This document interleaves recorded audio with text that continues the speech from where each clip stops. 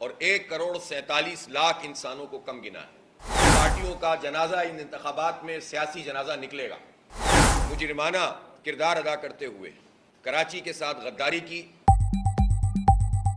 تو اگر مردم شماری نہ بھی کی جاتی اور صرف گروتھ ریٹ لگا دیا جاتا تو نمبرز 1,95,00,000 کے قریب ویسے ہی بن جانا تھا۔ لیکن ایک بہت بڑی ایکسرسائز ملک بھر میں کی گئی، 30-32 ارب روپے خرچ ہوئے، تمام جماعتوں نے مل کر،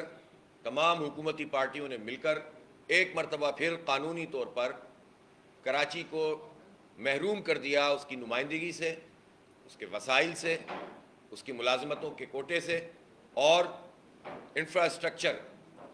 اور ڈیولپمنٹ سے، اور خاص طور پر peoples party, M Q M اور نون لیگ نے مجرمانہ کردار ادا کرتے ہوئے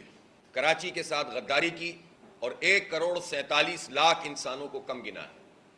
اگر یہ 3.5 کروڑ کی گنتی پوری ہو، یعنی جتنے ہم ہیں اتنے گنے جائیں، تو اس کے نتیجے میں کراچی کی قومی اسمبلی کی نشستیں 22 نہیں ہوں گی، 32 ہو جائیں گی۔ 10 قومی اسمبلی کی نشستوں کی کمی کا حساب کون دے گا؟ ایم کیو ایم دے گی، پیپلز پارٹی دے گی، نون لیگ دے گی؟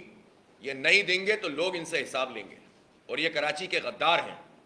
ہماری اس وقت 47 صوبائی اسمبلی کی سیٹیں ہیں، 130 کی جو اسمبلی ہے سندھ کی، اگر 3.5 کروڑ کی گنتی پوری ہوتی اور یہ غداری نہ کرتے کراچی کے ساتھ، تو ہماری 62 سے 65 صوبائی اسمبلی کی سیٹیں ہوتی۔ تو یہ جو کراچی کے ساتھ ان پارٹیوں نے سلوک کیا ہے، اور ڈکار بھی نہیں لی اتنی آبادی کھا کر،